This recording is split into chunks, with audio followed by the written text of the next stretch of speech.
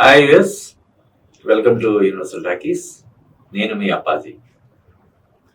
2025లో బాలయ్య నుంచి 2 సినిమాలు వచ్చాయి. ఒకటి డాకు మహారాజు, రెండోది అఖండ 2. అలాగే 2026లో కూడా బాలయ్య నుంచి 2 సినిమాలు రావడానికి అవకాశాలు పుష్కలంగా ఉన్నాయి. ఆల్రెడీ గోపీచంద్ మల్లేని దర్శకత్వంలో తెరకెక్కే సినిమాకు సంబంధించినటువంటి ప్రీ ప్రొడక్షన్ వర్క్ అంతా కూడా పగడ్బందీగా జరుగుతుంది. దానికి సంబంధించినటువంటి ఫస్ట్ లుక్ కూడా రావడం మనకు తెలుసు. ఇది NBK 111 అంటే బాలయ్య నటిస్తున్నటువంటి 111వ సినిమా అది. ఈ సినిమాతో పాటు అంటే ఈ సినిమా ఫస్ట్ హాఫ్ లో కానీ అంటే ఈ సమ్మర్ లో కానీ లేదంటే కొంచెం అటు ఇటుగా మొదటి 6-7 నెలల్లో ఈ సినిమా రావడానికి అవకాశం ఉంది. తర్వాత కొరటాల శివ దర్శకత్వంలో తెరకెక్కబోయే సినిమా ఈ ఎలాగైతే ఇప్పుడు అఖండ 2 చివరిలో వచ్చిందో, అది ఫస్ట్ వచ్చి తర్వాత ఇది చివరిలో వచ్చిందో, అలాగే ఇది ఒక 6 నెలల వ్యవధిలో ఇంకో సినిమా కూడా రావడానికి అవకాశం ఉంది. సరే, ఈ 2 అప్డేట్సే చాలా ఇంపార్టెంట్, అంటే బాలయ్య ఫ్యాన్స్ అందరికి కూడా సంతోషాన్ని కలిగించే విషయం అనుకుంటే, ఇంకా పెద్ద సంతోషాన్ని, ఇంకా ఎక్కువ ఎక్సైట్మెంట్ ని కలిగించే అంశం ఇంకొకటి ఏంటంటే బాలయ్య కుమారుడు నందమూరి మోక్షజ్ఞ కూడా ఈ సంవత్సరం రంగప్రవేశం చేయబోతున్నాడు. ఇదే సంవత్సరం 2026లోనే మోక్షజ్ఞ నటించే సినిమా కూడా విడుదల చేయడానికి సన్నాహాలు చేస్తున్నారు అని చెప్పి మనకి తెలుస్తుంది. అంటే యాక్చువల్గా గత ఏడాది మోక్షజ్ఞ రంగప్రవేశం జరగాల్సింది ఉంది. అంటే తను నటించే సినిమా షూటింగ్ కి వెళ్లాల్సి ఉంది. కానీ లాస్ట్ మినిట్ లో కొన్ని ప్రత్యేకమైనటువంటి కారణాల వల్ల ఆ సినిమాని ఇది వాయిదా వేయడం జరిగింది. ఇప్పుడు మరింత పకడ్బందీగా స్క్రిప్ట్ పరంగా అన్ని జాగ్రత్తలు తీసుకొని ఒక సినిమా సెట్స్ కి వెళ్లేందుకు అన్ని రకాల సన్నాహాలు చేస్తున్నారని చెప్పి మనకు తెలుస్తుంది.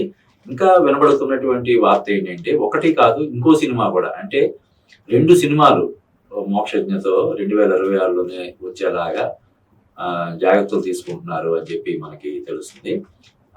బాలయ్య రెండో కుమార్తె తేజస్విని ఆ విషయంలో అన్ని విధాల వెనకాలండి అన్ని నడిపిస్తుందని చెప్పి సమాచారం అవుతుంది. అంటే తేజస్విని ఇప్పటి నుంచే కాదు, గత కొన్ని సంవత్సరాలుగా బాలయ్య వెనకాల ఉండి అన్స్టాపబుల్ ప్రోగ్రామ్ అద్భుతంగా సక్సెస్ చేయడంలో కానీ, ఈ సినిమాల పరంగా కానీ అన్నిట్లో, అంటే ఒక బోయపాటి సినిమాకు సంబంధించి తను ఇన్వాల్వ్ అవ్వాల్సినటువంటి ఇది ఉండదు. ఎందుకంటే వాళ్ళది ప్రూవ్డ్ కాంబినేషన్ కాబట్టి, ఆల్రెడీ 3 సినిమాలు వచ్చి సూపర్ డూపర్ హిట్ అయినాయి కాబట్టి, ఇప్పుడు 4వ కలయికలో వస్తున్నటువంటి 4వసారి వస్తున్నటువంటి సినిమాలో తను ఖచ్చితంగా కలుగ చేసుకుని ఉండదు.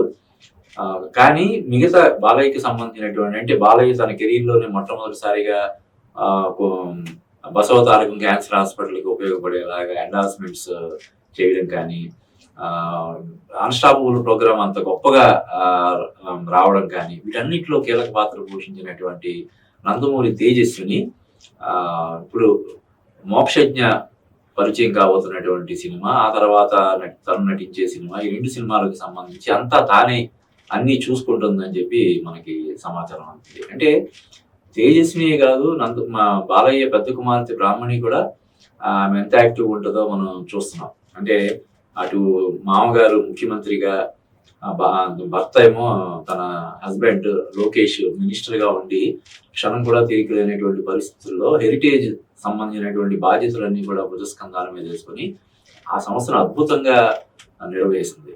అంతేకాదు, ముఖ్యంగా చంద్రబాబు నాయుడు అరెస్ట్ అయినప్పుడు చంద్రబాబు నాయుడికి బెయిల్ తీసుకురావడం కోసం లోకేష్ విజయవాడ టు ఢిల్లీ తిరుగుతూ తను కార్యకర్తలకు కానీ క్యాడర్కి కానీ అందుబాటులో లేని పరిస్థితుల్లో బ్రహ్మణి అంటే ఒక దశలో లోకేష్ ను కూడా అరెస్ట్ చేసే అవకాశం ఉందని చెప్పి వార్తలు రావడం అందరికీ తెలిసిందే. ఆ లోకేష్ ను కూడా అరెస్ట్ చేస్తే తెలుగుదేశం పార్టీని ఎవరు నడిపిస్తారు, అంటే ఆ వాణి, తెలుగుదేశం పార్టీ యొక్క ఆ వాణిని ఎవరు వినిపిస్తారు అనే ఒక ప్రశ్న తలెత్తినప్పుడు దానికి నేనున్నాను అనేలాగా సంకేతాలు ఇవ్వగలిగింది బ్రహ్మణి.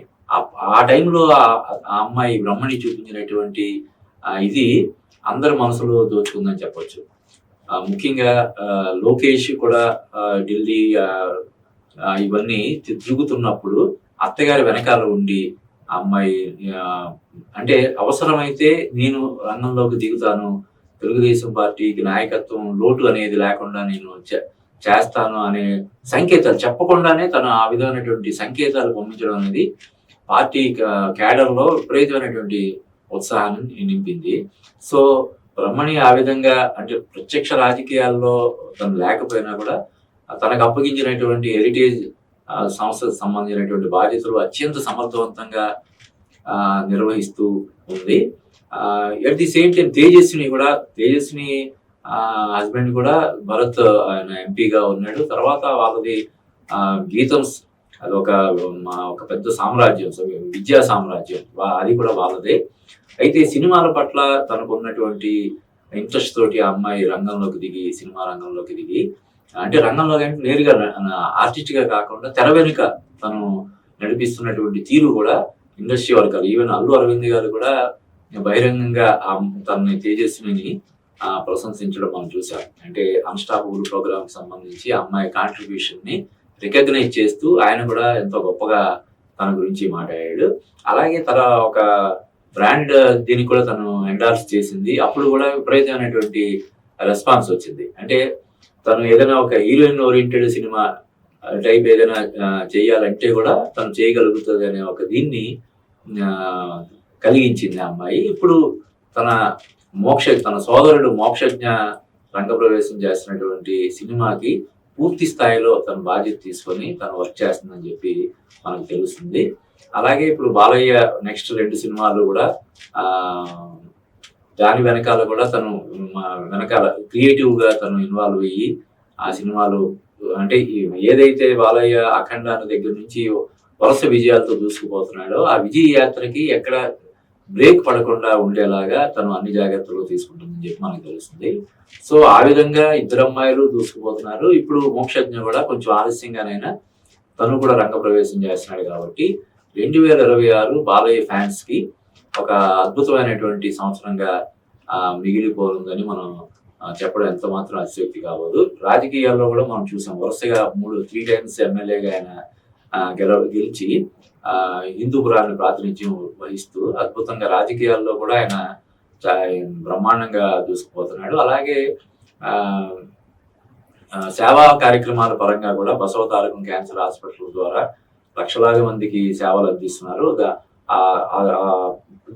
బసవతారకం క్యాన్సర్ హాస్పిటల్ మరో ఒక హాస్పిటల్ ని అమరావతిలో కూడా స్టార్ట్ చేయబోతున్నారన్న విషయం మనందరికీ తెలిసిందే. ఆ విషయంలో కూడా ఆయన అత్యంత కీలకమైనటువంటి పాత్ర పోషిస్తున్నారు. మరోవైపు అన్‌స్టాపబుల్ ప్రోగ్రామ్ కి సంబంధించి ఇంకో సీజన్ కూడా త్వరలోనే ఈ సంవత్సరంలోనే స్టార్ట్ అయ్యే అవకాశం ఉంది. తర్వాత మన ఇండియాలోనే కాకుండా వరల్డ్ వైడ్ గా బిగ్గెస్ట్ రియాలిటీ షో అయినటువంటి ఒక షో కూడా బాలయ్య వ్యాఖ్యాతగా వ్యవహరించే అవకాశం ఉంది.